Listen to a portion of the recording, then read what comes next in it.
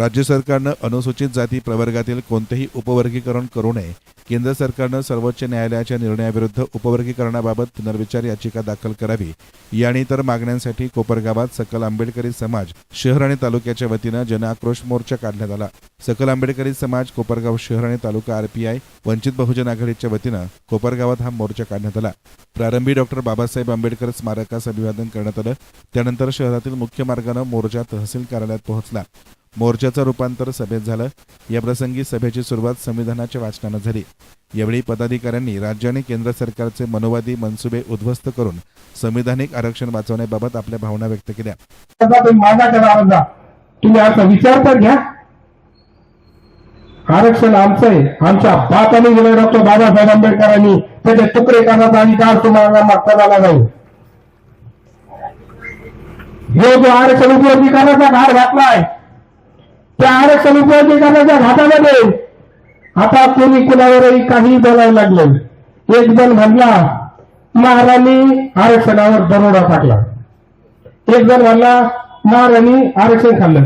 अरे बाबा, आरक्षण खायचं नसतं, आरक्षण मिळवायचं असतं, त्याच्यासाठी स्पर्धा करायची असते, त्याच्यासाठी शिक्षण घ्यायचं असतं, अभ्यास तास अभ्यास करायचा असतो, हाडाचं पीठ करायचं असतं, रक्ताचं पाणी करायचं असतं, आणि ते गाणं फक्त मारायच्या बरोबर आयरे गायऱ्याचं काम नाही. म्हणून या आंतरविरोध मातंग समाजाला नाहीये. आंतरविरोध मुळात मातंग समाजात नाही. मातंग समाज काल यांचा लहान भाऊ होता, आजही आहे, उद्या राहील. पण या आरएसएसच्या दलालांना, या पाकिटमारांना जे बेसूड बोलायचं सूड दिलेले आहे, त्या दलालांना माझं एक सांगणं आहे.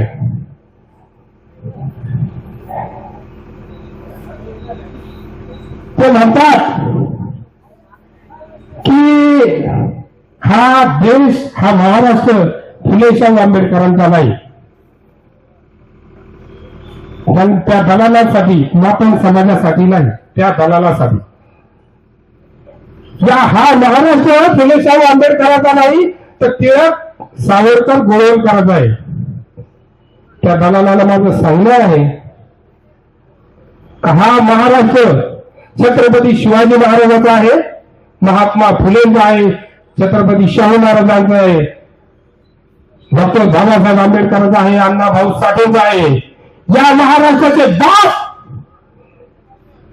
फक्त फुले शाहू आंबेडकर आहे, कोणी आहे.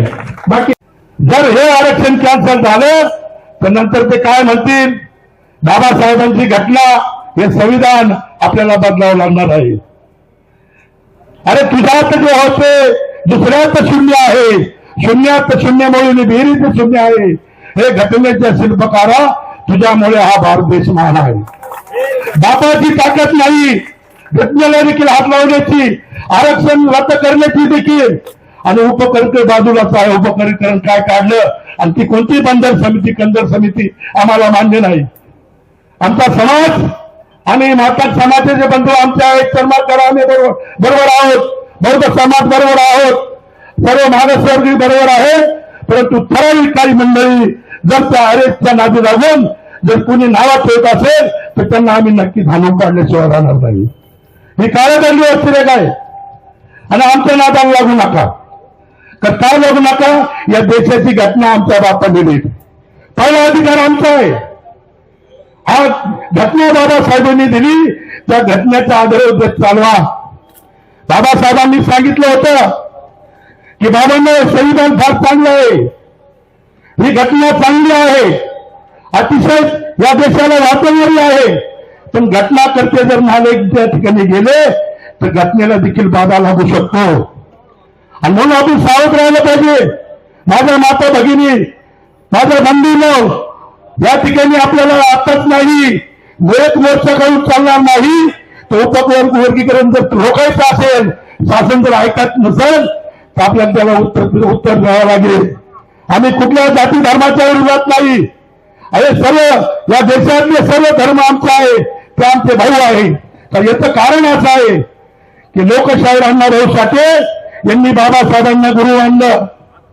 आणि बाबासाहेब आंबेडकरांनी महात्मा ज्योतिबा फुलेंना गुरु मानलं. महात्मा ज्योतिबा फुलेंनी छत्रपती शिवाजी महाराजांना गुरु मानलं आणि छत्रपती शिवाजी महाराजांनी तुकाराम महाराजांना गुरु मानलं. मग कुठली जाती पळाली? हे सर्व आमचे भाऊ आहोत. त्या ठिकाणी पाऊस चालू झाला. आता एक भाषण राहिलेलं आहे. कुठं तुझ्यात जे होते दुसऱ्यात शून्य आहे, शून्यात शून्य मिळते विहिरीत शून्य आहे. हे घटनेचा शिल्पकारा तुझ्यामुळेच भारत देश महान आहे. जय भीम, जय भारत. करू शकते दुसरं कोणी करू शकत नाही. कारण माणसामध्ये मारामारा लावायचं आजपासून 16व्या शतकापासून डाळ आहे. छत्रपती शिवाजी महाराजांना सुद्धा त्यांनी नाकारलं होतं. आमचे धर्मवीर संभाजी महाराजांना सुद्धा त्यांनी नाकारलं होतं. परंतु हा महाराष्ट्र जिवंत होता. हा महाराष्ट्र धारातीच्यावरी पडला तर महाराष्ट्राने त्या व्यवस्थेला काय चोख उत्तर दिलेलं आहे. तुम्हाला आम्हाला ही गोष्ट इतिहास नाकारता येणार नाही. आज या आरक्षणाच्या मुद्द्यावर आम्ही झोपलेले माणसं नाहीये हे त्यांना दाखवून देण्याकरता माझा राजधानी समुदाय एकत्र झालेला आहे.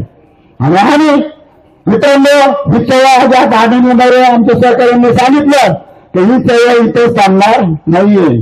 पण मी कोपरगावमधून सांगत असतो, कोपरगावमध्ये कोणी असेल आरक्षणाबद्दल कोणी काही बोलत असेल तर आम्ही त्या पद्धतीत जसं तुम्ही माणसाल तसं त्याच पद्धतीत उतरू, त्याच पद्धतीत त्या गोष्टीला उत्तर दिलं जाईल. यानंतर या गोष्टीच्या आरक्षणाच्या मुद्द्यावरती जे संविधानिक मार्गाने आहे आमच्या कुठल्या जाती धर्माला विरोध प्रत्येक वक्त्यांनी सांगितलं आणि मी तेच सांगतो. आरक्षण म्हणजे काय?